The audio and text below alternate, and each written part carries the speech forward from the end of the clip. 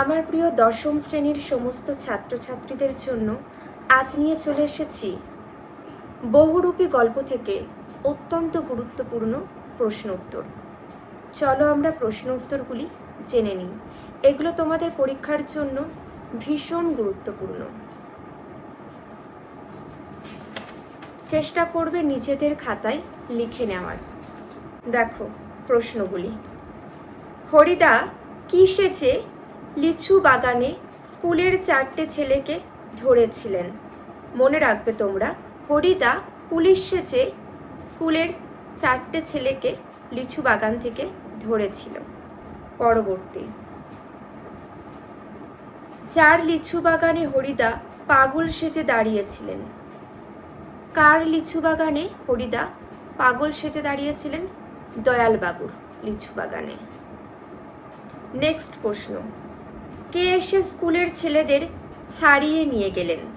স্কুলের হেডমাস্টার মশাই এসে স্কুলের ছেলেদেরকে ছাড়িয়ে নিয়ে গেলেন।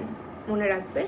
নেক্সট, ঘুষ নিয়ে তারপর মাস্টারের অনুরোধ রক্ষা করেছিলেন সেই নকল পুলিশ হরিদা। দেখো ঘুষের পরিমাণ কত ছিল?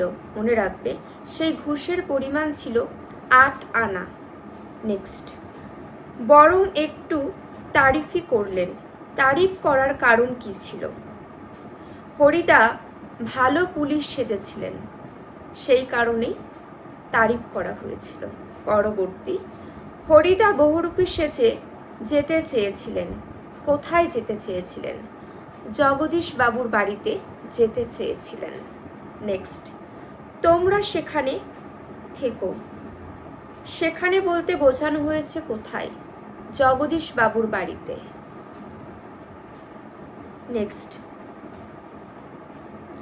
সন্ন্যাসীকে বিদায় দেওয়ার সময় জগদীশ বাবু দিয়েছিলেন কি দিয়েছিলেন?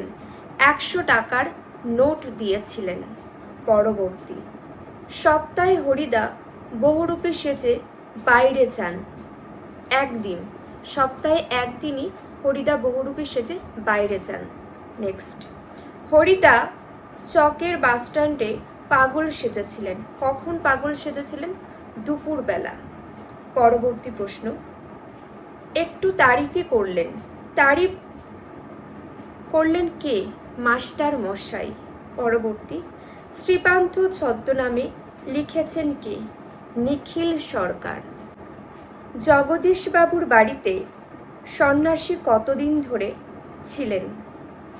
জগদীশবাবুর বাড়িতে সন্ন্যাসী ছিলেন 7 দিন ধরে।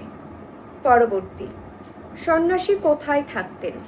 মনে রাখবে, সন্ন্যাসী থাকতেন হিমালয়ের গুহাতে, হিমালয়ের গুহাতে থাকতেন। পরবর্তী প্রশ্ন, জগদীশবাবুর বাড়িতে আগত সন্ন্যাসীর বয়স কত ছিল? আনুমানিক 1000 বছরেরও বেশি। নেক্সট প্রশ্ন, জগদীশবাবুর বাড়িতে আসা সন্ন্যাসী সারা বছর কি খেতেন? মনে রাখবে, জগদীশবাবুর বাড়িতে আগত সন্ন্যাসী সারা বছর একটি মাত্র হরুতিকি খেতেন।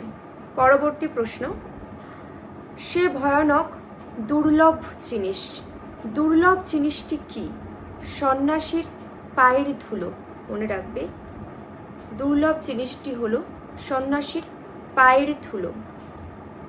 পরবর্তী, জগদীশবাবু সন্ন্যাসীর ঝোলায় ফেলেছিলেন কত টাকা? জগদীশবাবু সন্ন্যাসীর ঝোলায় ফেলেছিলেন 100 টাকা। পরের প্রশ্ন, সন্ন্যাসীকে নতুন খড়ম দিয়েছিলেন কে? জগদীশবাবু সন্ন্যাসীকে নতুন খড়ম দিয়েছিলেন। নেক্সট প্রশ্ন দেখে নেব,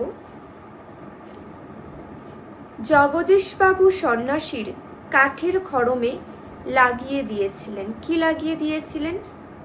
সোনার বোল লাগিয়ে দিয়েছিলেন। পরবর্তী, সন্ন্যাসী নিজের পায়ের ধুলো দেন কাকে? সন্ন্যাসী কাকে নিজের পায়ের ধুলো দিয়েছিলেন? জগদীশবাবুকে। পরবর্তী প্রশ্ন, সন্ন্যাসীর গল্প শুনে হরিদার মুখের ভঙ্গি কীরকম হয়েছিল? গম্ভীর হয়েছিল। পরবর্তী, কথকদের আড্ডা বসতো কোথায়? হরিদার ঘরে। পরের প্রশ্ন, হরিদার ঘরে আড্ডা দিতেন 4 জন। নেক্সট, হরিদার অবস্থা কেমন ছিল? হরিদার অবস্থা ছিল অত্যন্ত গরিব। পরবর্তী, কোন বিষয়ে হরিদার ভয়ানক আপত্তি ছিল? মনে রাখবে, একঘেয়ে কাজ করতে হরিদার ভয়ানক আপত্তি ছিল। পরের প্রশ্ন, কিভাবে হরিদা অল্প কিছু রোজগার করতেন? হরিদা বহুরূপী সেজে অল্প কিছু রোজগার করতেন।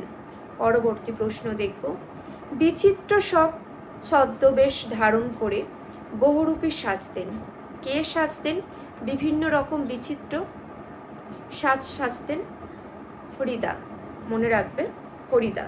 পরবর্তী, যারা বহুরূপী বেশে হরিদাকে চিনতে পারে তারা কি করে? তারা কি করে? 1 আনা বা 2 আনা বকশিস দেয়।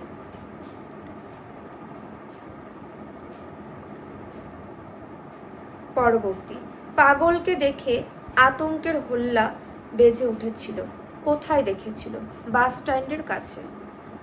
নেক্সট, বাস ড্রাইভারের নাম কি ছিল? মনে রাখবে, কাশীনাথ।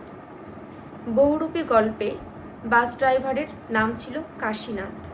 নেক্সট, খুব হয়েছে হরি, এইবার সরে পড়ো, অন্যদিকে যাও। এ কথা বলেছে কে? বাস ড্রাইভার কাশীনাথ বলেছিল। পরবর্তী, কিসের ছদ্মবেশে হরিদার রোজগার একটু বেশি হয়েছিল? মনে রাখবে, বাইজির ছদ্মবেশে হরিদার রোজগার একটু বেশি হয়েছিল। নেক্সট, বাইজির ছদ্মবেশে হরিদার রোজগার হয়েছিল কত টাকা? 8 টাকা 10 আনা হরিদার রোজগার হয়েছিল। পরবর্তী, হরিদা বাইজি সাজলে তাকে একটা শিখে দিয়েছিল দোকানদার। যে প্রশ্ন উত্তরগুলি আলোচনা করে দিলাম প্রত্যেকটা খুবই গুরুত্বপূর্ণ। আর কারোর কোনো মন্তব্য থাকলে অবশ্যই কমেন্টের মধ্য দিয়ে জানাবে। এখানেই শেষ করছি।